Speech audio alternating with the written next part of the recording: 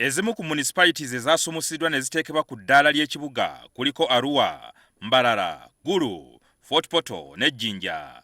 Era nga zino zigenda kutandika mu mwaka gw'ebyensimbi 2020-2021. Oluvannyuma gavumenti yakuzzaako Mbale ne Hoima mu mwaka gw'ebyensimbi 2021-2022 era bazzeekolera n'Entebe mu mwaka gw'ebyensimbi 2022-2023.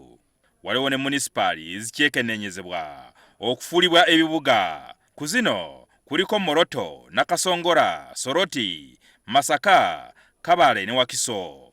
Kati nno minisitule evunanyizibwa ku gavumenti ez'ebitundu etegeeza nga bw'erina entekateeka okusengula minisitule ezimu ezitwaale mu bibuga ebippya ebitondeddwawo. So kakati fenga bapromotinga decentralization era that is the next move gye tugendako era ndowooza ffe tufa abagenda okubeera minisitule egenda okusooka okuva mu kibuga Kampala tweyongereyo mu bibuga ebirala oba wabweru w'e Kampala mu ngeri y'okulaba nga tukulaakulanya ebitundu bino. In future as we grow and as our planners try to widen the scope of planning, we should anticipate such benefits of certain ministries going to their respective cities. Banira bagamba nti nga bayita mu bibuga ebitondeddwawo gavumenti egenda kusembeza obuweereza bwa minisitule ez'enjawulo mu bantu. Ministry of Internal Affairs ya decentralizinga ezimu activities zaabwe nga zirimu municipalities enda. Minisita Butime agamba nti kino kyakuyambako okukulaakulanya ebitundu bino n'okkendeeza omugatteko mu kibuga Kampala saako n'abantu okufuna emirimu. So people have been coming all over from the rural areas where we all come from, all of them conglomerating in Kampala, is it? For services and jobs, etc.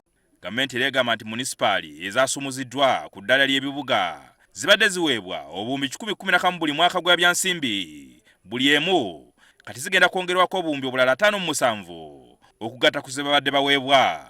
So eri funding egenda mu maaso gye badde efuna with an additional funding. Ate ekitagenda kukola ki kunyigiriza nnyo bajeti yaffe ng'eggwanga. Gavumenti eregamba kino tekigenda kukosa byanfuna bya disitulikiti ebibuga bino gye bisangibwa. Kyokka abatunuulizi b'ebyenkulaakulana bagamba nti kijja kwetaagisa gavumenti okubinika bannayuganda emisolo sako n'okwewola okusobola okuyimirizaawo ebibuga ebigunjiddwawo. Abatuuze ababeera mu kibuga kakibeere Arua oba Lira oba Gulu oba Mbale oba Mbarara, abantu abakibeeramu abakoleramu emirimu oba abaganyulwa okubeera mu kibuga ekyo, ffe tulina okuba nti tusasulayo ssente zinaatambuza enkulaakulana y'ekibuga ekyo mu musolo ogwa buli ngeri.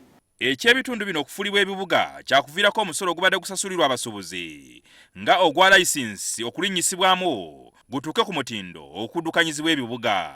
So we actually anticipate that creation of these cities will cause the existing small businesses to grow alongside with the cities, and therefore taxation will also, because taxation is supposed to be fair.